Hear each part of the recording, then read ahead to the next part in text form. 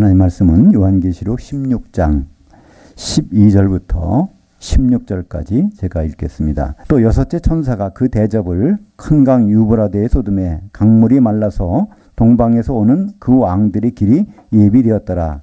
또 내가 보매 개구리 같은 새 더러운 영들이 그 용의 입과 그 짐승의 입과 거짓 선지자의 입에서 나오니 그들은 귀신의 영들이라. 이적들을 행하여 온 천하 왕들에게 가서 하나님 곧 전능하신 이의 큰 날에 있을 그 전쟁을 위하여 그들을 모으더라. 보라, 내가 도둑같이 오리니 누구든지 깨어 자기의 옷을 지켜 벌거벗고 다니지 아니하며 자기의 부끄러움을 보이지 아니하는 자는 복이 있도다. 새 영들이 히브리어로 아마겟돈이라 하는 곳으로 그 왕들을 모으더라. 요한계시록 참 궁금한 이야기, 오늘은 9번째 시간입니다. 아마겟돈 전쟁과 곡과 마곡의 전쟁이라는 제목으로 말씀을 나누겠습니다. 이 아마겟돈 전쟁하고 곡과 마곡의 전쟁까지 가려면요, 처음부터 이렇게 들어가야 되기 때문에 6장에 나오는 7인, 그 다음에 7 나팔, 그리고 화 이런 내용을 같이 보면서 이 아마겟돈 전쟁으로 들어가도록 하겠습니다. 지난번에 나눠드린 이 표를 보시면 예수님의 재림이 노란색 부분으로 되어 있는데요. 예수님이 재림 임박해서 거기에 이제 7 나팔이 나오거든요. 6번째 대접이 쏟아질 때, 그때 이제 아마겟돈 전쟁이 시작이 되고, 마지막 7번째 재앙이 쏟아질 때 이제 그게 끝나서 주님이 오시게 됩니다. 그래서 그때 공중의 권세 잡은 마귀가 결박되고 예수님이 공중으로 오시고 그리스도의 심판대가 설치되고 그리고 이제 혼인잔치로 들어가는 모습이 나오게 되는데요. 여기까지 가기 위해서 우리는 이제 첫째, 둘째, 셋째, 넷째, 다섯째, 여섯째, 일곱째 인, 그 다음에 나팔, 그 다음에 대접들, 이 관계를 보게 될 것입니다. 6장에 들어가 보면요, 어린 양이신 예수님께서 하나하나 그 인을 떼시는데 이 두루마리 책이 인봉이 되어 있어서 그것도 7개로 인봉이 되어 있습니다. 그걸 첫째부터 뗄 때 그 내용들이 4종류의 말이 나오고 그 4종류의 말을 탄 자가 나옵니다. 사실 여기서부터 요한계시록의 해석이 갈리기 시작합니다. 일반적으로 첫째 인을 뗄 때 흰 말이 있는데 그 흰 말을 일반적으로는 적 그리스도라고 보게 됩니다. 대부분 주석책에 그렇지 않은 경우는 거의 못 본 것 같아요. 그죠? 네, 첫째 거기서부터. 그렇게 되니까 사실 다른 거는 잘못 볼 수 있어요. 그죠? 근데 예수님에 대한 것을 전혀 반대되는 적그리스도로 본다는 거는 이 성경 이해에 굉장히 지장을 주지 않습니까? 처음부터. 그럼 예수님이 뭘 하셨는지, 뭘 하시는지, 그럼 그 뒤에 따라오는 것은 예수님과 어떤 관계를 갖고 있는지, 이렇게 봐야 되는데, 처음부터 적그리스도 이렇게 돼버리니까 그냥 어떻게 보면 맥이 다 풀리는 거죠. 그 왜 그렇게 볼까요? 그렇게 보는 이유가 있습니다. 요한계시록은 종말론을 위해서 주셨다. 마지막 주님 오실 때 그때 일을 위해서 기록해 주신 것이다. 이렇게 보기 때문에 그러면 이것은 반드시 바로 주님 오시기 직전에 일어날 7년 환란부터 시작되는구나. 그 7년 환란에 시작되려면 거기 등장인물이 바로 적그리스도 아닙니까? 그래서 이 종말론의 시작에 등장하는 인물이 적그리스도다. 그러니까 첫째인 될 때 당연히 그는 적그리스도다. 이렇게 시작을 하게 되는 것이죠. 근데 예수님은요, 예수 그리스도의 계시를 주실 때 1장 19절에죠. 그렇게 말씀하셨죠. 내가 본 것과 지금 있는 일과 장차될 일을 기록하라. 그래서 지금 이 요한계시록 1장 19절 상황은요, 10절부터 13절 상황에 보니까 인자이신 예수님이 7교회 한가운데 이렇게 같이 만나서 있는 장면입니다. 그죠? 아직은 결혼식은 아니에요. 결혼식이 되려면 7교회가 한 신부가 돼야 되는데 아직은 안 됐어요. 일단 올라가서 만난 거죠. 예수님은 셋째 하늘에서 공중으로 내려오시고 바로 이 교회는 이제 공중에 올라가서 예수님과 만나는 장면. 그러면 거기서 당장 일어날 일이 뭘까요? 결혼에 합당한 자들이 있는지 않는지 그리스도의 심판대로서 심판하는 장면이 이제 이루어져야 되는 것이죠.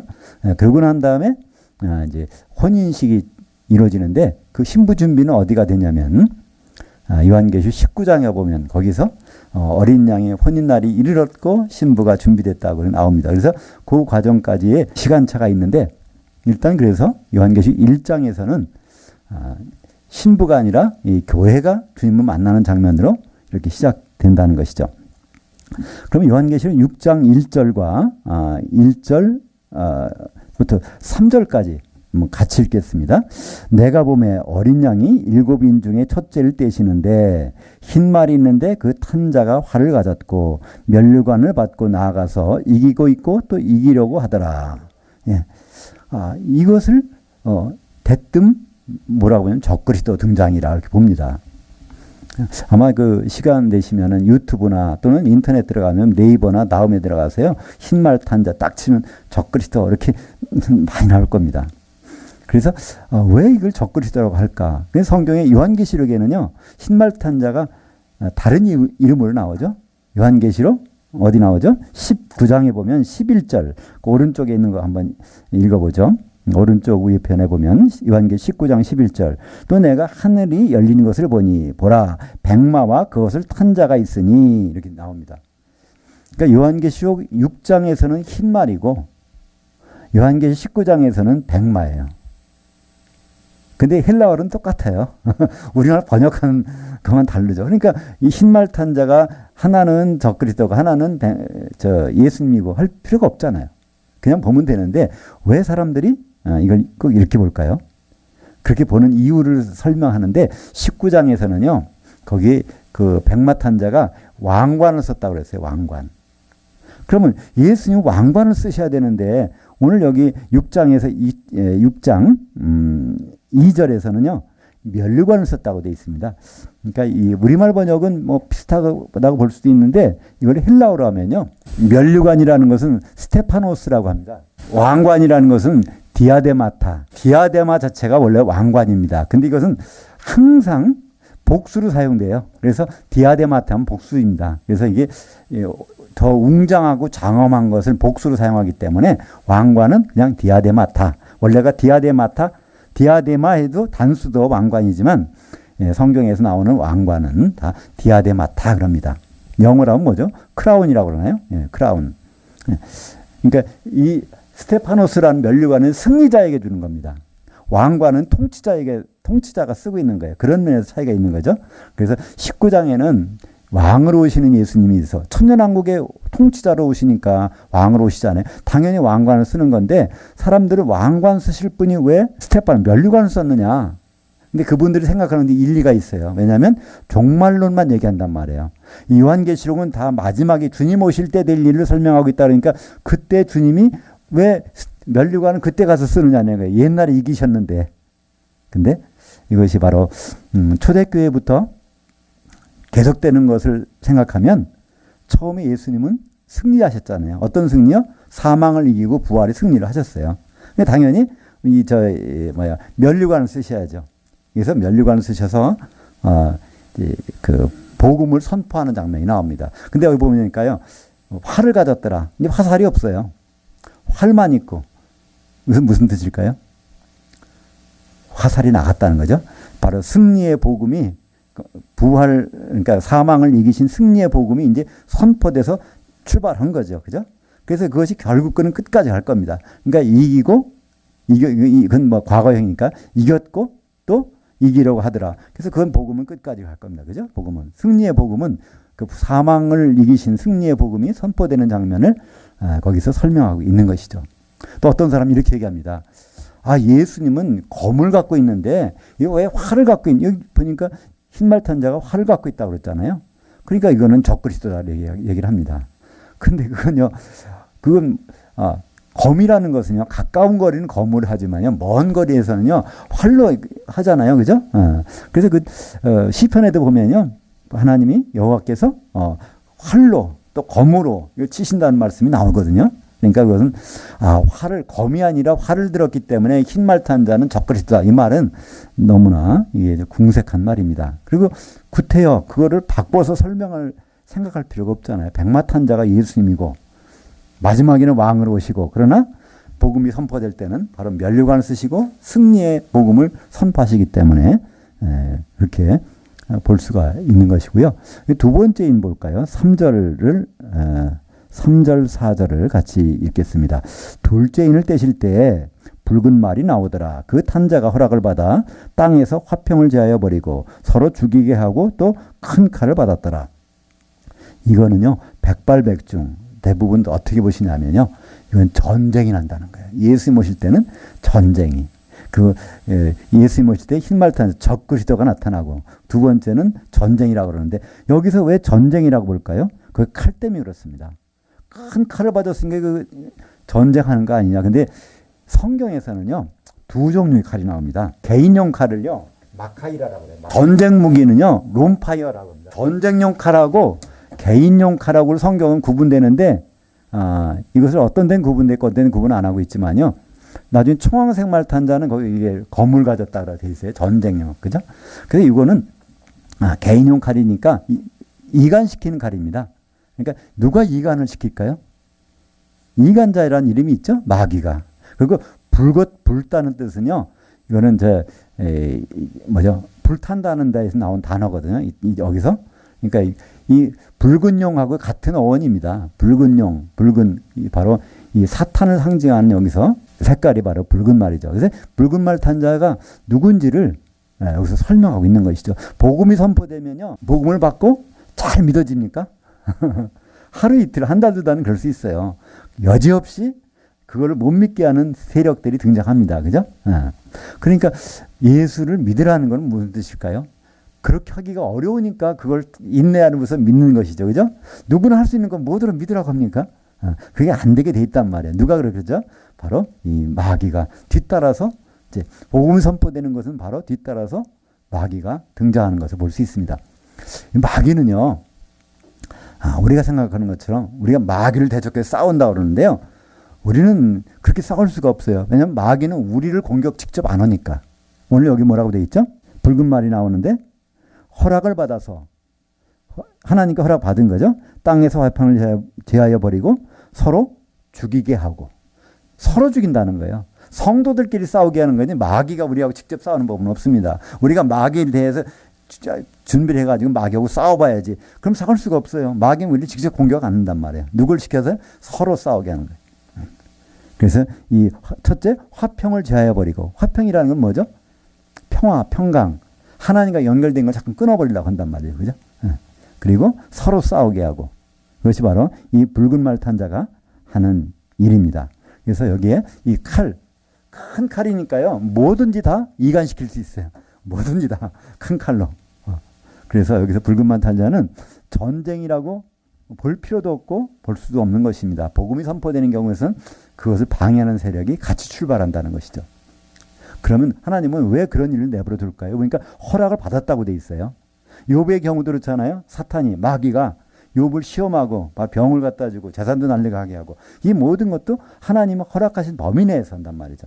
왜냐하면 그런 과정 속에서 바로 욥은 그 경지까지 올라가기 때문에. 그래서 하나님은 이 복음이 선포된 다음에 마귀가 그런 일을 하도록 허용하셨어요. 그 다음에 뭘 보실까요? 바로 그것을 제보해야 되겠다. 그러니까 믿음을 제보는 일이 나타난다는 것이죠. 그래야 그 하나님이 욥에게 그런 일을 당하게 하고 나서 그냥 방치한 게 아닙니다. 그죠? 결국은 욥은 전혀 다른 사람이 돼서 나타나게 되고 하나님의 은혜를 거기서 고백하는 것을 볼 수가 있습니다. 흰말 탄자는 머리에 면류관을 썼고 활을 가졌는데 화살이 없으니까 바로 승리의 복음이 선포하시는 바로 예수 그리스도를 보는 것이 자연스럽고요. 왜냐하면 백마탄자가 예수님이라는 건 누구나 인정하니까. 요한계시록 19장에서 백마 탔는데 갑자기 또 거기서 다른 것이 나타날 리는 없으니까요. 그래서 붉은 말 탄자는 하는 일을 보니까 화평을 제하여 버리고, 칼도 전쟁용 칼이 아닌 바로 이 개인용 칼 가지고 큰 칼, 뭐든지 다 이간시킬 수 있어요. 아무리 어제까지 철딱궁 한번 만났던 사람도요, 마귀가 한번 지나가면 완전히 이렇게 이간시킬 수 있단 말이에요.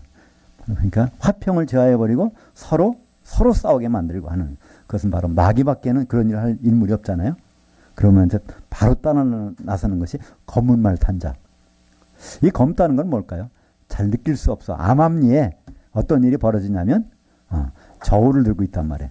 저울을 들고서 여기에 한 데나리온에 보리는 슥대고 밀은 한 대고, 그리고 거기에 포도주와 감람리와 포도주는 해하지 말라 하더라. 그래서 많은 사람들은 이렇게 한 데나리온이면 하루에 일당인데 지금 말하면 한 뭐 13만 원 정도 그 정도 되는데 13만 원 가지고 밀 한 대 사니까 얼마나 이 기근이 심하면 요거밖에 안 될까? 또 보리숙 대비가 안 될까? 이렇게만 생각합니다.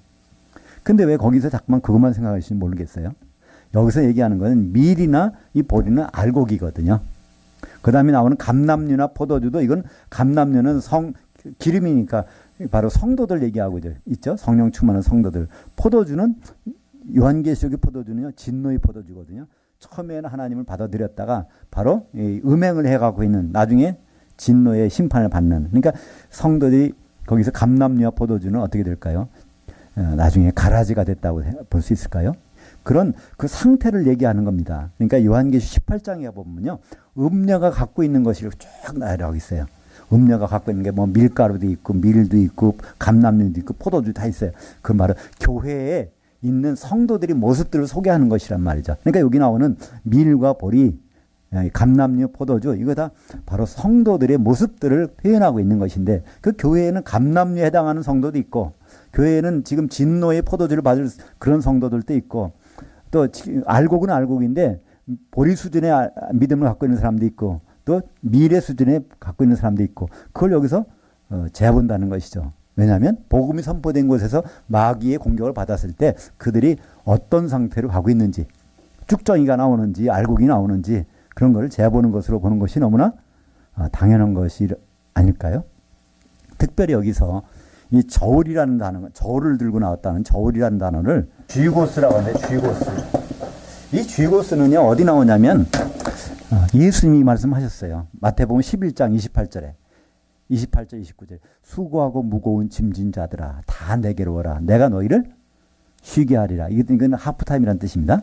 그러면서 내 멍에는 쉽고 가벼우니 내 멍에를 메고 나를 따르라. 이런 말씀. 그때 멍에라는 단어가 쥐고스입니다. 그러니까 여기서 저울이라는 건 원래 멍에라는 건 똑같은 거예요. 예수님의 멍에가 뭘까요? 예수님의 멍에라는 것은요, 짐승이 멍에라는 것은 어떤 일을 하고 하는 도구입니다. 그죠? 어떤 일을 하고 있다는 거예요. 어떤 일을 한다는. 그러니까 예수님은 과연 뭘 하러 오셨죠? 예수님은 신부 준비하러 오셨잖아요. 예수님 결혼하러 이제 앞으로 오실 텐데 결혼하기 전에 신부가 준비가 돼야 돼. 근데 교회가 신부인데 교회를 피로 사셔야 되니까 그래서 교회를 준비하러 오셨어요. 그럼 교회를 세우시는 것이 예수님의 본분입니다. 예수님 멍해지고서 결국 무슨 일을 하시려고요? 교회를 세우시려고. 마태복음 16장 18절에 보면 이제 베드로 너는 반석 조각인데 내가 반석에다가 내 교회를 세우리니 예수님이 할 일을 선포하셨어요. 예수님의 사역은 바로 교회 세우시는 거예요. 그러나 결혼할 수 있으니까. 그래서 교회 세운 일을 누구한테 맡겼어요? 사도들한테.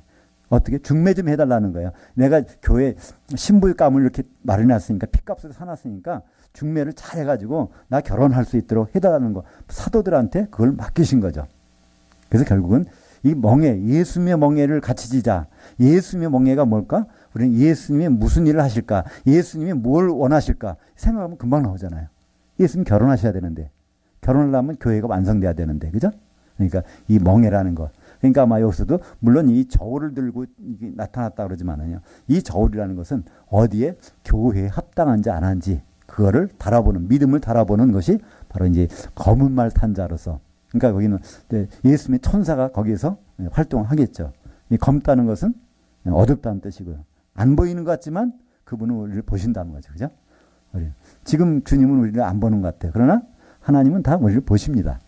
그 가운데서 복음이 선포됐고 마귀가 그걸 방해하고 그 가운데서도 알곡이 생긴단 말이죠. 또 그 가운데 포도주, 진노의 포도주도 생기고 감람류도 기름 준비한 성도들도 있고 그 다음에 이제 나오는 것이 청황생말이 나오죠. 청황생말 한번 볼까요? 8절 요한계시록 6장 8절만 보겠습니다. 청황생말이 있는데 그 탄자 이름은 사망이니 음부가 그 뒤를 따르더라. 그들이 땅 4분의 1의 권세를 얻어 검과 흉년과 사망과 땅의 짐승들로서 죽이는 권세를 받았더라. 여기 원래 우리말 번역은요, 이렇게 죽이더라 해놨어요. 이게 적그리스도가 나타나서 이미 죽이고 있다면 이건 후선면반이잖아요. 그러니까 이 청황생말 전의 사건을 전삼년반으로 보는 겁니다. 적그리스도 나타났고 전쟁도 있고 기근도 있고 해가지고 지금 주님 오실 때가 됐다. 이렇게 보는데요.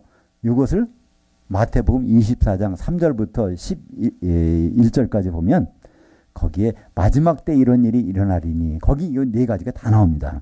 거기 보면 바로 거짓 선지자가 나타나고 그리고 죽이는 일이 나타나고 그리고 난리와 난리 소문이 있고 그 다음에 기근이 있다는 거예요. 이 네 가지가 청황생말 탄자가 나타날 때 일이 마태복음 24장에 말세의 징조의 네 가지가 다 거기 다 그대로 나오거든요. 근데 이것을 많은 분들은 마태복음 24장의 그 3절부터 11절까지 그 내용이 바로 요한계시록 6장 1절부터 내용이라는 거예요. 흰말. 그러다 보니까 거기다 전쟁, 그러니까 붉은 말을 전쟁 갖다 붙이고, 그 다음에 흰 말은 적그리스도 갖다 붙이고, 그 다음에 저울 들고 있는 것을 기근이라고 갖다 붙이고, 막 이렇게 이제 해석하는 이유가 종말론만 갖다가 한정해서 보니까 그렇게 보는 겁니다. 근데요, 요한계시록은 종말론만 있는 것이 아니라 바로 이 청황생말 탄자, 이 청황생말이 원래는요, 초록색인데 왜 청황생말이라고 번역을 했는지 이해가 안 가요. 이 초록색입니다. 엽록소, 클로로필이라고 하거든요. 그 초록색 클로로필. 이 클로로스라는 말이 여기 헬라어로 클로로스라는 말인데 이거를 청황색이라고 번역했어요. 근데 사실은 응용하면 나오긴 나오죠. 파란색과 노란색을 섞어 놓으면 초록색이 되니까. 근데 이 청황색 말은 사람들은 어떻게 해석하는지 아세요? 파리하다, 병들었다는 거예요. 그러니까 예수님 오실 때는 전쟁, 적그리스도가 등장하고 흰말, 그 다음에 두 번째는 전쟁이 있고, 그 다음에 검은말, 기근이 있고, 그 다음에 전염병이 돌아서 사람들이 창백한 얼굴이 된다는 거예요. 그래서 어떤 데 번역은요, 창백한 말이 나오는데, 그렇게 해요. 근데 그건 창백하다는 뜻이 아니라 이 초록색이라는 거, 이게 생명이 있는 거거든요. 평화를 상징하는 거예요. 녹색 혁명이라는 말이 있잖아요. 그죠? 바로 초록색이라는 것은 바로 평화를 상징하는 색입니다. 그러니까 적그리스도는 거기서 거짓 평화를 이제 드러내고 전삼년 만에 등장하는 것이죠. 거짓. 그래서 죽이는 권세를 가지고서 죽이지는 않고 갖고 있는 시기가 바로 전삼년 반 청황생말이 나타났을 때. 그래서 거기에 나오는 것이 자세히 설명이 되어 있죠. 사망이니 음부가 그 뒤를 그 별명이 이 사람 이름이 사망이에요. 적그리스도. 왜 사망일까요? 나중에 보시겠지만 이 적그리스도는 이게 거의 죽었다가 살아나요. 죽었다가. 그 별명이 저 사람은 사망이고 그 하는 일이 바로 죽이는 일이니까. 그러면서 그 음부가 그 뒤를 따르더라. 그래서 그 하는 일들이 네 가지가 나오는데 네 가지 권세를 가지고 있더라. 이게 이제 원문의 번역입니다. 근데 우리말에는 죽이더라. 이 네 가지 권세를 가지고 죽이고 있더라. 이러니까 죽이고 있는 장면은 후 3년 반으로서 그렇게 보는 겁니다. 근데 이 청황생말일 때 처음으로 거기에 뭐가 나오죠? 검이란 말, 여기 나와요. 검. 롬파이어가 나옵니다. 청황색, 초록색말 탄자에서 이 검이 나와요. 그러니까 아까 검이 두 종류라고 그랬죠? 마카이라라는 검은요, 개인용 칼이, 마귀가 들고 있는 거, 이간시키는 칼이고요. 이 초록색말이 갖고 있는 이 롬파이어라는 것은 전쟁 무기란 말이야. 전쟁이 정말 일어나는 거예요. 그죠? 이제 주님 오실 때, 그때, 전쟁이, 난리와 난리, 소문이 나오고, 그죠? 그래서 이 칼만 구분해도, 그것이 바로 이 전쟁인지, 마귀가 이간시키는 건지, 이렇게 쉽게 구분할 수 있습니다. 예를 들어서, 이제, 대제사장의 종들이 예수님을 잡으려고, 거기 왔잖아요. 몽둥이를 들고 왔잖아요. 그때, 베드로가, 어떻게 했어요? 칼을 들어서 말고의 귀를 쫙 잘라버렸잖아요. 그죠? 그 칼은 마카이라일까요? 롬파이어일까요? 네, 마카이라입니다. 전쟁 무기 가지고 하지 않잖아요. 그죠? 바로 마귀가 사용하는 것은 마카이라입니다. 예, 호신용이고. 바로 그런 칼이죠. 그래서 바로 이 첫째, 흰말 탄자, 바로 예수 그리스도의 복음 선포. 그 다음에 둘째가 붉은 말 탄자, 이간시키는 칼을 갖고 있는 마귀. 세 번째, 바로 저울을 들고서 재보는 자, 바로 믿음의 성도들이 알곡인 성도, 감람류인 성도, 맞아? 포도주, 진노의 포도주가 된 성도들, 이걸 재보는 그 성도들. 그래서 거기서 그러잖아요. 감람류와 포도주를 그냥 두라는 거예요. 왜 그럴까요? 바로 알곡과 가라지를 뽑으면 같이 상한다는 거예요. 그러니까 마지막 때까지는 돼야 되니까. 그러니까 거기서는 알곡과 가라지는 예수님이 마태복음 13장에서 말씀하신 건데 요한계시록 6장에서는 그 감람류와 포도주를 같이 섞어놨죠. 예. 그 다음에 다섯 번째 인 떨어질 때 그러면 다섯 번째 인은 뭘까요? 청황색 말이 전삼년반이라면 다섯 번째는 그 검과 흉년과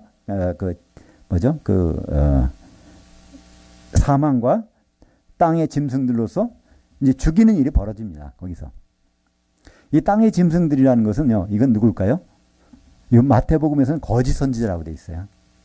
그러니까 이제 요한계시록 13장에 보면 지난 시간에 했던가요? 바다에서 올라오는 짐승은 적그리스도고 땅에서 올라오는 짐승이 누구예요? 예, 거짓 선지자죠. 그러면 땅에서 올라온 땅의 짐승들은 누굴까요? 거짓 선지자들, 그죠? 예, 그래서 이 땅의 짐승들로 죽이더라. 이 거짓 선지자들이 성도들을 다 죽이는 일을 하는 거예요. 지금으로 말하면 어떻게 목사님들이죠. 목사님은 목사님들인데 예, 거짓 목사님들이 완전히 주님 오실 때 이제 후 3년 반에는 그러니까 목사님한테 당하게 되는 거예요. 전 3년 반이구나 이건, 그죠? 전 3년 반에 죽이는 일이 벌어지니까 후 3년 만에, 그죠? 예. 우리는 세상 사람들이 예수 믿는 사람 죽인다. 성경 그게 아니에요. 오히려 교회 안에서 그런 일들이 앞으로 벌어지게 되는 것입니다. 그것이 바로 9절부터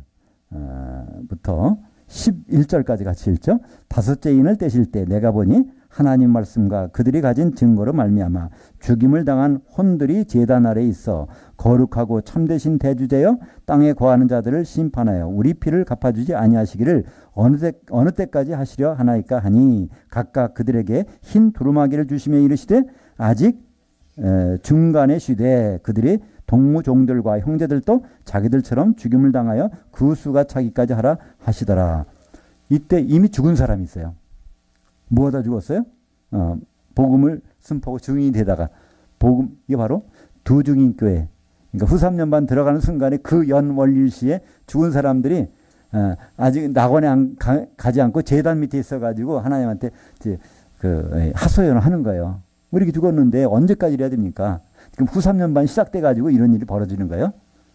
그랬더니 아직 서머나교회하고 버가모교회가 그 동무들이 죽을 때까지는 좀 기다리라는 거예요. 뭘 하고?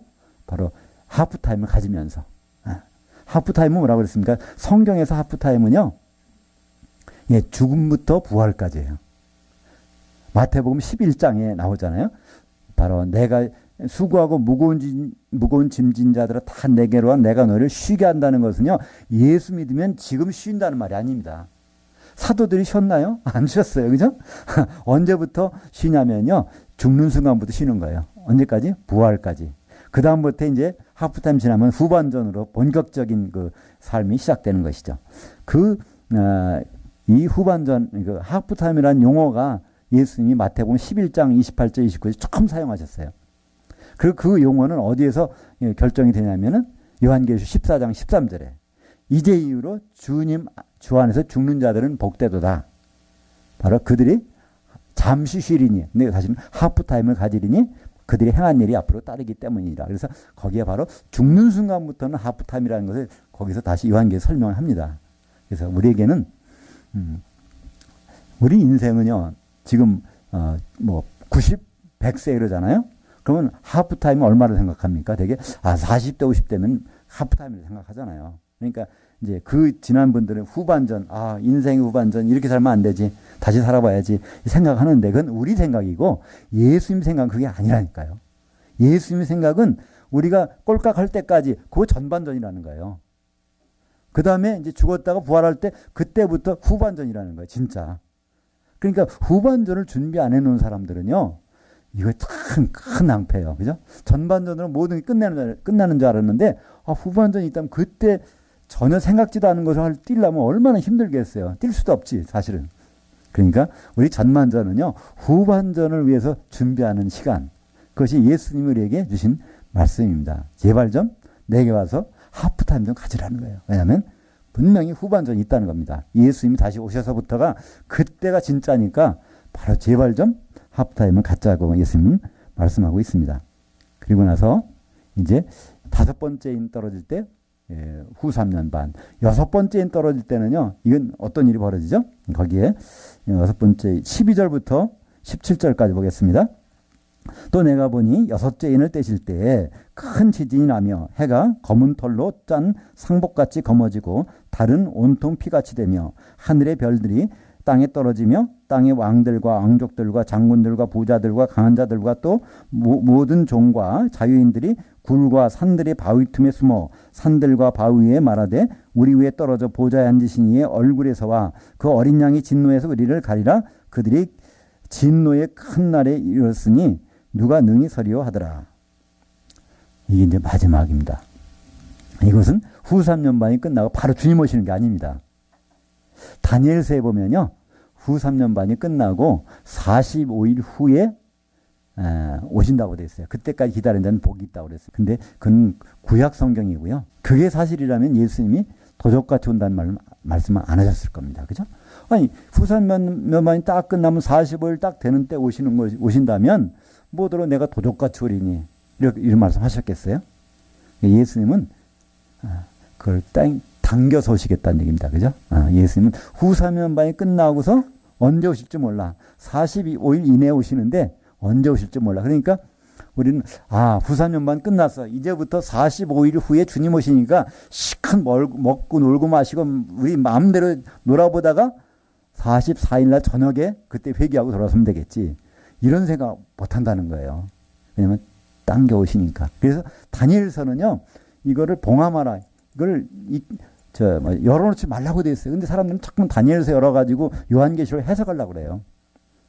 아니요. 요한계시록은 열어준 것입니다. 그죠? 그러니까 요한계시록 보니까 주님은 도적까지 오신대요. 45일 지나서 오신 분이 아니에요. 그러니까 우리는 후 3년 반 기간 동안에는 짐승 때문에 적그리스도 때문에 할 수 없이 짐승이 표도 받고 할지도 몰라도 그 후 3년 반 끝나자마자 우리는 바로 회개하고 돌아서서 하루 이틀 사이에 오실 수 있으니까 거기서 해야 되는데 그 일을 못하게 할 수도 있는 거죠. 그래서 우리는 요한계시록을 보실 때 물론 구약이 도움 줄 수는 있어요. 근데 제가 보기에는 도움을 주기보다는요 더 혼돈하게 만들어요. 어떤 분이 요한계시록을 강의하시는데 보니까 에스겔서, 스가랴서, 예레미야서, 요엘서, 다니엘서 다 집어가지고 이렇게 하세요. 근데요 그러려면 뭐더러 예수님이 그걸 봉해놓으라고 하셨겠습니까? 요한계시록이 그런 많은 책이 필요하다면 왜 요한계시록을 덮어놓지 말고 열어놓으라고 계시로 주셨을까요? 요한계시록보다도 선명하고 확실한 것은 없으니까. 그러니까 여기다 더하지도 말고 빼지도 말라고 그러는데 우리는 자꾸 요한계시록은 뒤다 두고 다른 걸 보면서 이걸 보려고 그러니까 이게 뒤죽박죽 돼서 무슨 말인지 모른다는 거죠. 그러다 보니까 거기서 예수님의 지상재림이 나오고 그래요. 왜냐하면 스가랴서에 보면요. 14장 4절에 그런 말씀이 있거든요. 이제 인자가 예수님 오셔서 바로 예루살렘 동편 감람산에다 발을 딛고 계신다는 거예요. 그럼 지상재림이잖아요. 근데 그대로 믿으면 지상재림이야. 그래서 제3정 성전을 세우고 거기가 준비했다가 예수님 거기서 맞이하자. 그 성화도 있잖아요. 여기 보니까 예루살렘 성 건너편에 감람산. 저 뒤쪽이 예루살렘 성이에요. 그 바로 건너편에 감람산인데 그 무덤이 많이 있잖아요. 예수님 오시는데 빨리 만나려고 여기서 준비하고 있단 말이에요. 그게 스가랴서 구약 성경을 보면 그렇게 돼 있어요. 근데 신약 성경 그게 아니잖아요. 신약 성경에는 어디로 오신다고? 공중으로 오신다는 거예요. 그리고 갈라디아서에 보면요. 예루살렘, 이 지상에 있는 예루살렘, 저건 하갈의 말을 듣는 자들이고 율법을 듣는 자들이고 위에 있는 예루살렘이 따로 있다는 거예요. 공중에. 그 요한계시록 마지막에 천년왕국이 끝난 다음에 성도들이 어디 있다고요?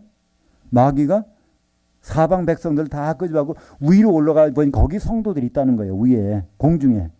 근데 왜 지상대리라고 합니까? 그러니까 덮어두라는 건데 구약성경 제발 좀 덮어두라고 하는데 잠깐 구약성경 가지고 요한계시록 이해하려고 그러니까 이게 머리에 쥐가 나는 거죠. 그래서 요한계시록은 요한계시록 자체로 충분히 해석이 가능하도록 주셨기 때문에 거기서 예수님이 뭐라고 시작해요? 예수 그리스도의 계시라. 예수님이 열어주신 것만큼 더 확실한 게 어디 있겠어요. 물론 구약 성경을 기록한 사람은 틀렸다는 얘기는 아닙니다. 그 사람들도 최선을 다했을 거예요. 그러나 멀리 있는 걸 본 사람들이에요. 그러니까 멀리 있는 거기 때문에 자세히 못 보잖아요. 그러나 우리는 너무 선명한 것을 뚜껑을 열어놓고 보는 건데 이거만큼 선명한 것이 없단 말이죠. 그래서 요한계시록은요. 정말 구약 성경 한 절도 안 가지고서도요, 요한계시록은 다 볼 수 있어요. 그렇게 주신 것이 바로 요한계시록이란 말이죠. 그래서 구약 성경이 답답하시면 요한계시록을 딱 가지고 그걸 보세요. 다니엘서가 얼마나 쉬운지, 에스겔서가 얼마나 쉬운지 알 수 있단 말이에요. 근데 바로 거꾸로 해서 에스겔서에 보니까 38장과 39장에 보면요, 거기에 곡과 마곡이 나와요. 그러니까 그건 보면요, 뭐로 되어 있냐면 재림과 관련돼서 그게 나오거든요. 그러니까 예수님이 재림하시기 전에 바로 곡과 마곡의 전쟁이 같이 있다고 지금 이렇게 풀어가세요. 왜냐하면 에스겔에서 이렇게 나오니까. 근데 요한계시록엔 그렇지 않거든요. 1000년이 지남에 바로 마귀가 나와서 사방 백성 그들을 미혹시켜서 성도들이 있는 곳에 올라간다고 돼 있어요. 그러니까 곡과 마곡의 전쟁은 1000년왕국이 지난 다음이라는 거예요.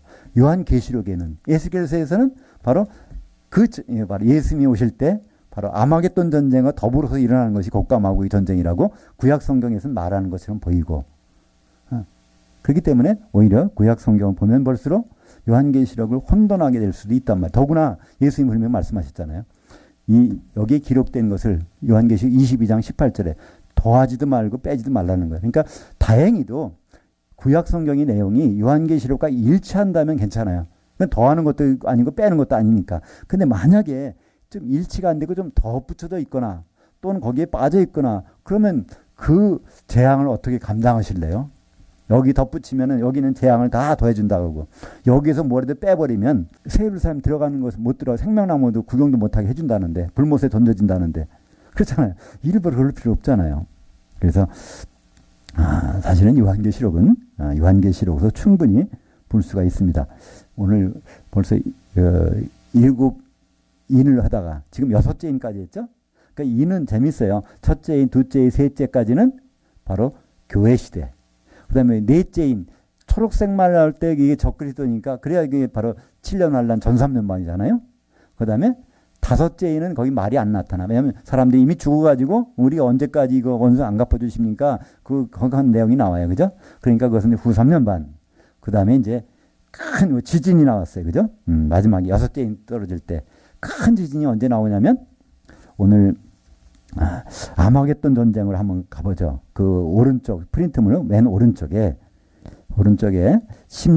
요한계시 16장 16절부터 18절까지 같이 읽겠습니다. 세 영들이 히브리어로 아마겟돈이라 하는 곳으로 그 왕들을 모으더라.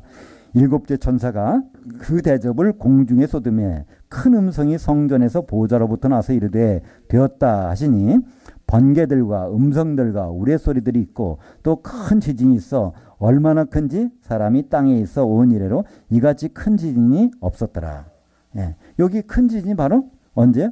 6째인 떨어질 때 똑같은 거예요. 6째인 떨어질 때가 7번째 나팔이 불릴 때, 그중에 7 대접이 마지막 재앙이 쏟아질 때, 이것이 바로 6째인 때 나온 것 똑같단 말이죠. 이 큰 지진이라는 건 뭘까요? 물론 땅도 흔들립니다. 그러나 땅이 흔들리는 건 뭐죠? 땅은 뭐라고? 요한계시록 땅은 뭐죠? 교회가 완전히 갈라지는 겁니다. 완전히 갈라져요. 이제 교회는 다 올라갑니다. 올라가긴 올라가는데 거기서 갈라지잖아요. 혼인잔치에 들어가는 쪽하고 그럼 못 들어가는 쪽 갈라져 버려요. 여기서부터. 진짜 큰 진이. 그러니까 요한계시록 나오는 이 모든 것들은 사실은 그때 눈으로 보이는 현상도 있지만 실제적으로는 그것을 가리키고 있는 것은 다 나온단 말이에요. 이건 상상이 아니라 요한계시록은 미리 그걸 말씀해 주세요. 별은 뭐라고요? 천사 이렇게 나온단 말이에요. 그죠? 요한계시록 1장 20절에 보면 7별이 있는데 7별은 7 천사더라. 천사 나와요. 그럼 별이 나오면은 천사야. 그러면 큰 별이면 큰 천사. 큰 별이 떨어졌어? 그럼 마귀가 떨어진 거예요. 그죠? 타락한 거예요. 이렇게 다 설명이 돼 있단 말이에요. 그렇다면 요한계시록의 땅이라는 건 뭘까요? 요한계시록 1장 5절 6절에 보면 그 말씀 나오죠. 예수님을 설명할 때 땅의 왕들의 머리가 되신 예수님이라고 그래요. 근데 예수님은 교회의 머리세요. 그죠? 근데 땅에 있는 왕들이랑 우리 왕 같은 제사장들이잖아요. 바로 우리의 머리가 되시는, 그러니까 교회의 머리가 되신다고 선언하고 시작하는 거예요. 그러니까 요한계시록 1장부터 땅은 교회라는 것을 선언하고서 시작하기 때문에 땅 3분의 1이 어떻게 된다? 그럼 교회 3분의 1이 어떻게 된다? 알 수 있죠? 교회가 7교회잖아요. 그러니까 7교회인데 그 중에서 재앙을 7년 환란을 면제받는 교회가 하나 있죠?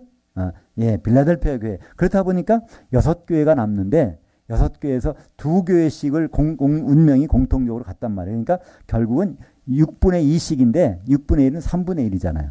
그래서 바로 3분의 1은 이렇게 되고 3분의 1 이렇게 되고 바로 3분의 1은 뭐 그 연월일시에 싹 없어져 버리고 또 3분의 1은 이제 순교를 당하고 나머지 3분의 1은 짐승의 표를 받고 있다가 마지막에 회개를 해야 되는데 그 회개가 쉽지 않은 모양이에요. 많은 분들이 이래요. 내가 주님한테 가는데 두아데라 사대교회는 되고 싶지 않다는 거예요. 짐승의 표를 받고 3년 반을 살다가 주님 만날 면목이 없다는 거예요. 그거보다는 아예 서문학교회나 버가목교회 되든지 순교를 당하든지 그럼 라우디게아 교회나 에베소 교회처럼 바로 일시에 그냥 죽어버리든지 그거보다 좋으면 빌라델피아 성도가 되든지 이걸 바라는데요. 사실 예수님께 중요한 것은요. 두아디라 사대교회 같아요. 후 3년 반을 표를 맞고 살아가는데 그게 산 것 같아요. 살았다거나 넌 죽은 자로다 그러잖아요. 사대교회 보면 그러잖아요. 예, 살았다거나 죽은 자라는 거예요. 이미. 그 마음으로는 어떻게 해서 예수님 만날 할 수 없이 먹고 살기 위해서 하루 이틀도 아니고 3년 반 동안을 굶어올 수는 없잖아요. 그 표를 안 받으면 매매를 못 한다고 하니까 물건을 사고 팔 수가 없는 거예요. 금식도 하루 이틀이지 어떻게 1260일을 금식할 수 있습니까? 그때는요. 할 수 없이 짐승의 표를 받고 경배하고 지나갈 수밖에 없어요. 근데 사실은 표를 받는 것 좋지 않은 일이지만 살아야 되니까. 뭐가 중요할까요? 다 끝났는데 뭘 안 해요? 회개를 안 한단 말이에요. 오늘 보니까 시간이 없어서 다 읽질 못했는데요. 프린트물 나눠드린 거 보면은 4번 7대접 해놓고 그 9절부터 11절까지 읽겠습니다. 사람들이 크게 태움에 태워진지라 그 재앙들을 행하는 권세를 가지신 하나님 이름을 비방하며 또 회개하지 아니하고 주께 영광을 돌리지 아니하더라. 또 다섯째 천사가 그 대접을 짐승의 왕좌에 쏟으니 그의 나라가 곧 어두워지며 사람들이 아파서 자기 혀를 깨물고 아픈 것과 종기로 말미암아 하늘의 하나님을 비방하고 그들의 행위를 회개하지 아니하더라. 7대접은요. 이거 다 후 3년 반이 끝난 다음에 재림 직전에 벌어진 일인데 회개를 안 한다는 거예요. 우리 같으면 회개할 것 같죠? 짐승의 표를 받았으니까 이제 후 3년 만이 끝났어. 그러면 통회 자복하고서 주님 만나야지. 이 생각을 할 것 같은데 회개하지 아니하더라. 회개하지 아니하더라. 계속 회개하지 아니한다는 말이 성경에 계속 돼 있어요. 그러니까 그때 두아디라 사대교회 성도 되신 분들은요. 이걸 꼭 같은 동료들을 격려해서 회개하도록 해야 될 거잖아요. 그래야 이기는 자가 돼서 바로 혼인잔치에 들어갈 수가 있을 것입니다. 그래서 이 아마겟돈 전쟁은 아까 우리가 요한계 16장 16절부터 18절까지 읽을 때 그 여섯째 천사가 나팔을 대접을 쏟음에 거기에 이제 아마겟돈 전쟁이 시작이 되는데 이 아마겟돈이라는 것은요 히브리 말로 하르 무기또 이게 합해진 말입니다. 하르라는 것은 산, 무기또라는 것은 거기 모은다는 집회라는 뜻이에요. 모이는 곳이에요. 원래 이 무기또라는 곳은요, 그 이스라엘의 그 어디 저기요 북서쪽에 있는데 항상 거기는 전쟁 군사들이 모이는데요. 애굽 군사들과 저 시리아 군사들이 모이고 왜 항상 전략적으로 모여서 군대가 동원되는 데인데 그곳이 바로 마지막 때에 다 모은다는 거예요. 누가 모여요? 사람들은 자기가 가는 줄 알아. 근데 여기 누가 모으죠? 16장 13절에 보니까 맨 왼쪽 위에 보면 동방의 왕들을 모으는데 또 내가 보면 개구리 같은 새 더러운 영들이 그 용의 입과 짐승의 입과 거짓 선지자 입에서 나오니 그들은 귀신의 영들이라. 그러니까 사람 속에 누가 들어가서 귀신들이 들어가서 그들을 싸움 붙이는 거예요. 긁어 모으는 거예요. 거기 집결을 시키는 거예요. 누가 여기 있을까요? 사탄이 여기 사탄은 어디 있죠? 공중에 있어요. 그죠? 예. 공중에서 있으면서 그 귀신들을 보내가지고 다 긁어 모아갖고 하나님을 대적하는 자리로 그들을 모으는 순간에 거기에서 요한계 16장 17절에 7째 천사가 거기다가 대접을 쏟았으니까 공중에다 쏟아버렸어요. 진노의 대접을 쏟아버려서 그것이 바로 주님 오시기 직전에 공중이 완전히 청수가 되는 거죠. 그 자리가 예수님이 재림하시는 자리. 데살로니가전서 4장 16절 17절 같이 읽겠습니다. 주께서 하늘로부터 강림하시리니 그리스도 안에서 죽은 자들이 먼저 일어나고 그 후에 우리 살아남은 자들도 그들과 함께 구름 속으로 끌어올려 공중에서 주를 영접하게 하시리니. 이게 바로 아마겟돈 전쟁이 시작하는 순간에 그냥 끝나버려가지고 거기가 바로 우리가 주님과 만나는 장소가 된다는 것이죠. 이것을 이제 개역 성경에는요, 이걸 공기라고 그랬어요. 공기다 쏟아버린다는 거예요. 그러니까 우리말은 공중이라는 것과 공기가 연결이 안 돼서 그냥 이 공중이라는 것, 공중못에 잡은 마귀가 있는 그것이 공중을 공기에다가 대접을 쏟아버리니까 연결이 안 되게 번역이 돼 있어요. 다행히도 개역 개정만큼은 공중이라고 해놨어요. 공중에서 쏟는다고 돼 있어요. 그 전에 개역 성경을 보신 분들은 일곱 번째 대접을 공기에다 쏟으며 공기 우리가 보면 밥 공기 같은 거 있잖아요. 그걸 볼 수 있어요. 그건 전혀 아닙니다. 바로 안 보이는 하늘들에 있는 공중에 막 권세 잡은 자리에다가 그걸 쏟게 되고 거기에 예수님 오시고 교회는 올라가고 그리스도의 심판대가 펼쳐지는 것입니다. 그것이 바로 마태복음 25장 10절 보죠. 그들이 살아간 사이에 신랑이 오므로 준비하였던 자들은 함께 혼인잔치에 들어가고 문은 닫힌지라. 이것이 바로 공중이 다 청소가 된 다음에 성도들이 올라간 거예요. 교회가 7교회가 다 올라갔어요. 그 자리가 이제 바로 열처녀의 비유로 나오는 것입니다. 그죠? 네, 다 올라가긴 올라가요. 전부가. 기름을 준비했건 안 준비했건 다 올라가긴 올라간단 말이에요. 근데 거기서 운명이 바뀌는 거. 우리가 여기서 운명 바뀐다는 걸 안다면 우리가 이런 상태로 신앙생활하는 거 한번 점검해 봐야 되잖아요. 다 등을 들고 신랑을 기다리던 그 처녀들이 가서 올라가는데 거기서 쫓겨나는 것을 생각해 보세요. 거기서부터 완전한 운명이 갈리게 됩니다. 그래서 기름을 준비한 자들은 뭘 할까요? 요한계시록 19장 6절 하반절 7절 8절 같이 보겠습니다. 할렐루야 우리 주 하나님 곧 전능하신 이가 통치하셨도다. 이 부분 보죠. 그러니까 성경에서 가장 중요한 결론 중에 하나가 요한계시록 19장 6절. 계시록 19장 6절. 특히 하반절이죠. 여기 보면 하나님이 통치한 결과물이 있다는 거예요. 할렐루야. 그러니까 하나님이 계획한 것이 드디어 이루어졌다는 거예요. 이것만큼 중요한 문장이 없습니다. 요한계시록 19장 6절에. 그럼 도대체 하나님이 무엇을 이루어 놓으셨기 때문에 그럴까? 그 하나님이 통치물이 나와요. 통치 결과가 나옵니다. 그것이 요한계시록 19장 7절과 8절입니다. 같이 읽죠. 우리가 즐거워하고 크게 기뻐하며 그에게 영광을 돌리세. 어린 양이 혼인날이 이르렀고 그의 아내가 자신을 준비하였으므로 그녀에게 빛나고 깨끗한 한 세마포옷을 입도록 허락하셨으니 이 세마포옷은 성도들의 의로운 행실들이라 하더라. 그래서 성도들이 어디 갔나 했더니 다 그 속에 있는 거예요. 한 세마포 속에 거기에 기름 들고. 어떻게 기름이라는 걸 알 수 있죠? 갈라디아서 3장 27절에 보면 우리가 세례로 말미암아 세례 받은 자들은 그리스도로 옷 입었느니라. 그래서 성령의 기름을 갖고 있는 자들은 바로 그리스도의 옷을 입은 사람들이라는 거예요. 이 세마포옷이 바로 요한계시록 19장에 나오고 있습니다. 그렇기 때문에 주님을 만나는데 필수품 뭐죠? 성령의 기름입니다. 뭐 여기서 다른 일을 어떤 일을 많이 해 어떤 일을 했다 좋아요. 그러나 그 일은 그냥 하나의 다른 성과물일 수 있어요. 근데 기름이 없다면 이거는 혼인잔치에서부터 탈락자가 가는 곳이 있어요. 그러니까 이 아마겟돈 전쟁에는 우리가 뭐 여러 가지 생각할 수 있어요. 인류 마지막에 제3차 대전이다. 뭐 큰일 났다. 그때 전쟁이라. 아니요. 그때 큰 게 일어날 것 같지만요. 그냥 시작하다가 끝나버리는 것이 바로 이 아마겟돈 전쟁입니다. 왜냐하면 아마겟돈 전쟁은 왜 하시죠? 공중을 탈환하시는 거예요. 지금 공중 권세 잡은 마귀란 말이에요. 근데 공중은 뭐가 되냐면 결혼식장이 돼야 되거든요. 예수님 오셔서. 그러니까 그걸 청소하려니까 이게 다 흐트러져 버렸어. 전 세계에 흐트러져 버렸으니까 이들 다 한꺼번에 모아야 돼. 그래서 무기또에다 다 모아놓고 그 전쟁 일으키라고 하는 순간에 전쟁의 최고 사령관 마귀를 갖다가 결박해서 무정에다 집어넣어 버리니까 그 공중이 청소가 돼서 그 다음에 결혼할 수 있는 준비. 거기에 누가 등장해요? 중매쟁이가 등장합니다. 왜 그렇죠? 마태복음 19장 28절에 보면요.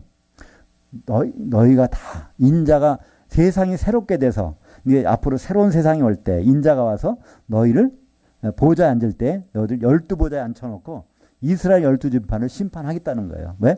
혼인잔치 준비가 됐는지 안 됐는지를 거기 세에서 바로 들여보내겠고 안 들여보낼 사람. 누가? 사도들이 중매쟁이니까 중매해 놓고 나서 거기서 마지막으로 점검합니다. 그러니까 사도들의 중매쟁이를 통해서 마지막에 합격이 되면 이제 혼인잔치에 들어가는 거죠. 거기서 불합격이 되면 불 섞인 유리바다 던져져서 1000년 동안 보내게 됩니다. 그래서 우리가 이제 앞으로 후반전을 보내게 되는데 후반전은 경기장이 달라져요. 전반전에 여기 같이 여기서 뛰는 게 아닙니다. 경기장이 달라져요. 우리는 어디로 갈 겁니까? 공중으로 가야 돼요. 그죠? 그래서 주님과 더불어 통치를 해야 돼. 1000년 동안. 근데 거기 못 들어가면 어디로 가죠? 땅도 아니라 불 섞인 바다로 들어가야 되는 거예요. 1000년 동안 불 섞인 바다에서 1000년 있다가 나와야 돼요. 땅은 누가 있죠? 불신자들. 그죠? 그리스도 안에서 죽은 자들은 다 부활해서 올라가 버리고 그리스도와 관계없는 사람들 땅에 있는데 그들은 1000년 동안 지내다가 결국은 마귀 유혹을 받아서 성도들의 진까지 올라갔다가 불태워서 다 죽어버리는 장면이 요한계시록 20장 9절 10절에 나옵니다. 이 때문에 지금 뭘 준비하냐에 따라서 우리의 후반전 경기장이 바꿔진다니까요. 달라져요. 후반전 우리가 경기할 곳이 공중이냐 그렇다면 불 섞인 유리바다냐 아예 예수를 안 믿어버리면 지면에 흩어져서 사느냐 그러다가 결론은 뻔합니다. 1000년 동안 지면에 있던 사람들은 불태워버리고 공중까지 올라갔다가 그리고 공중에 있던 우리들은 바로 심판관이 되어가지고 백보자 심판대에 심판하는 자리에 올라오고 바다에 던져진 사람들은 그때 그래도 생명체 이름이 혹시나 있나 한번 기회가 있고 물론 다른 사람들도 다른 걸 가지고 판단을 받게 되겠죠. 그래서 이제 마하마겟돈 전쟁은 공중을 탈환하고 천년왕국은 공중에서 왕노릇하는 자리고 그 다음에 1000년이 딱 지난 다음에는 이제 청소하는 작업이 필요하잖아요. 그것이 바로 곡과 마곡의 전쟁입니다. 이 곡과 마곡의 전쟁인데 원래는요. 원래 보면 곡과 마곡 그러니까 20장 7절 같이 읽죠. 7절 8절 1000년이 참에 사탄이 그 옥에서 놓여 나와서 땅의 사방 민족들 곧 마곡의 곡을 미혹하고 모아 싸움을 붙이리니 그 수가 바다의 모래 같으리라. 예. 여기 이제 1000년이 참에 그러니까 천년왕국이 끝났다는 거예요. 천년왕국이 끝난 다음에 마귀가 이제 무적행에서 나옵니다. 나와서 그 지면에 있는 사람들을 보니까 사방 백성이라고 되어 있어요. 사방 민족들. 그것이 바로 다른 말로 마곡의 곡이라는 것입니다. 원래는 곡과 마곡인데 힐라 문법에는요. 곡을 설명하는 것이 마곡이 뒤에 붙었습니다. 마곡에 사는 그 곡. 이것이 다른 뭘까요? 사방 백성을 그렇게 총칭한다는 거예요. 그러니까 사방 백성이니까 전 세계 사방 동서남북에 안 걸리는 데가 없겠죠? 그래서 이 사자는 무슨 수라고요? 삼은 무슨 수죠? 하늘의 수. 하늘이 세 개밖에 없어요. 그죠? 사는 땅의 수예요. 동서남북에 안 들어가는 땅은 없잖아요. 그죠? 그러니까 사방 민족, 사방 백성은 모든 그때 지면에 흩어져 살고 있던 천년왕국 때 살던 사람들을 다 마귀가 긁어모아서 거기에 꾀임에 빠지지 않은 사람이 있을까요? 그래서 그냥 공중으로 올라가서 성도들의 진을 딱 두르고 있는데 불이 내려와서 태워버리는 거죠. 그러고 나서 그 자리에서 사탄 마귀는 불못에 바로 직접 백보자 심판도 안 받아요. 사탄은요. 그 자리에서 근데 불못에 가봤더니 누가 먼저 와 있더라고요. 바로 적그리스도하고 짐승 바다에서 올라오는 짐승하고 땅에서 올라오는 짐승이 거기서 사이좋게 지내고 있어요. 불못에. 그러니까 불못에 제일 1착으로 가 있는 것은요. 마귀도 아니에요. 마귀는 무적행이 1000년 있다가 나중에 여기 들어가는 거고요. 불못에 1등 가는 거는 짐승, 바다에서 올라오는 짐승, 땅에서 올라오는 짐승. 그 1000년 기다리고 있다가 반갑게 맞이하는 마귀. 사탄 마귀를 맞이하고. 그 다음에 이제 백보자 심판에서 탈락자들이 불못에 들어갑니다. 그러니까 성경에 보면은 이것이 이렇게 세밀하고 자세하게 나와 이보다 더 자세할 수 있을까요? 특별히 근데 요한계시록 20장 9절의 문제입니다. 한번 9절을 한번 읽어보죠. 그들이 지면 위로 올라가서 성도들의 진과 사랑하시는 성을 두루매 이렇게 번역이 돼야 되는데 우리말 성경은 이렇게 안 됐어요. 어떻게 돼 있죠? 그들이 지면에 널리 퍼져 성도들의 진을 두른다고 돼 있어요. 그러니까 성도들의 진이 어딨냐는 거예요.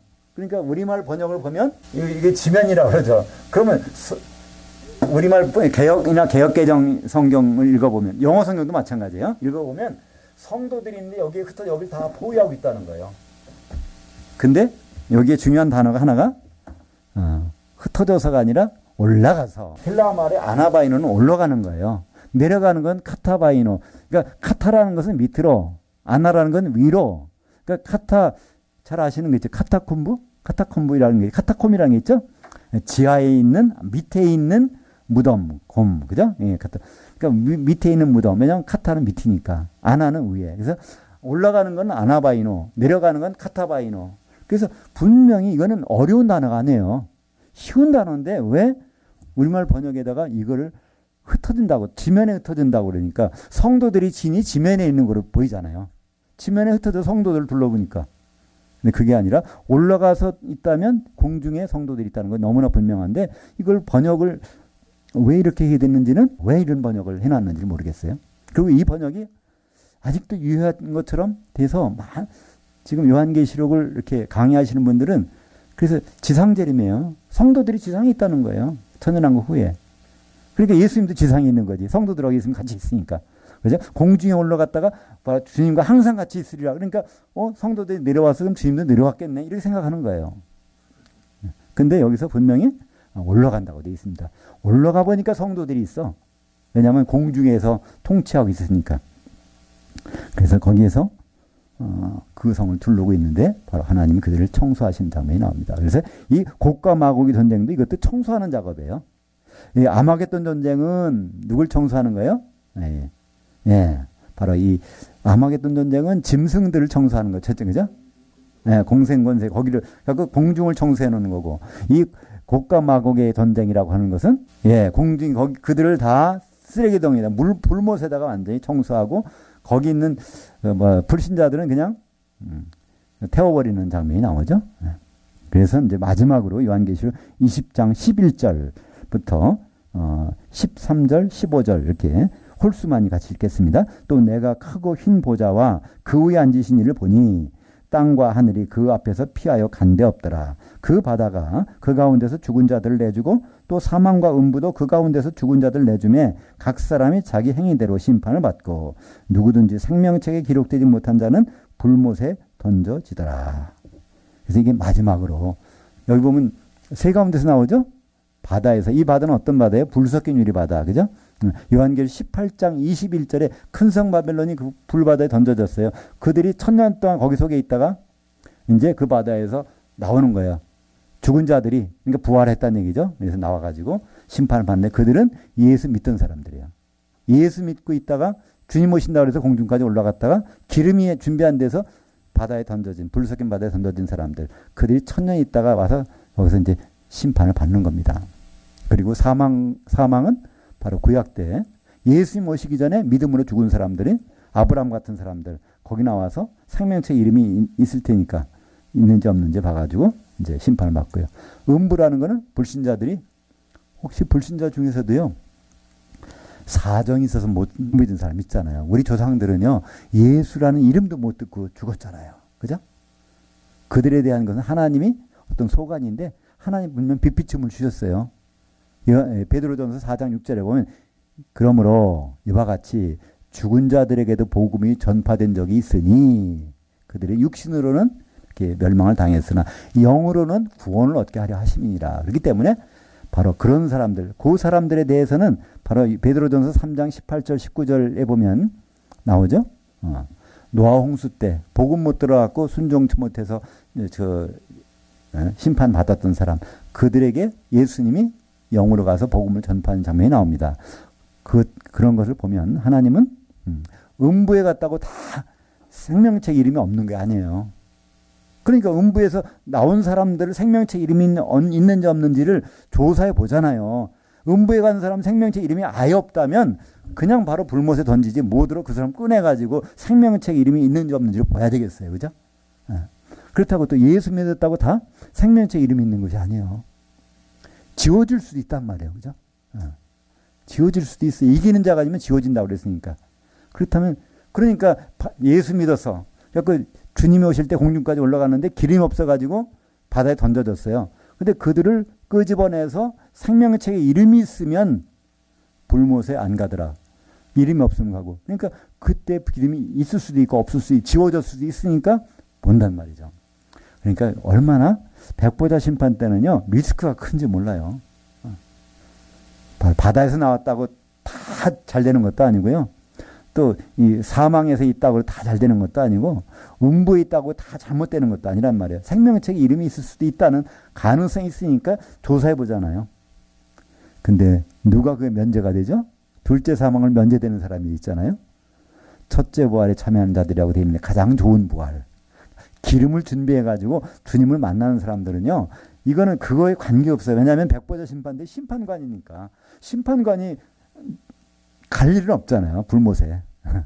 그러니까 그 특별한 길을 놔두고 거기에 관심들이 없어요. 많은 사람들이.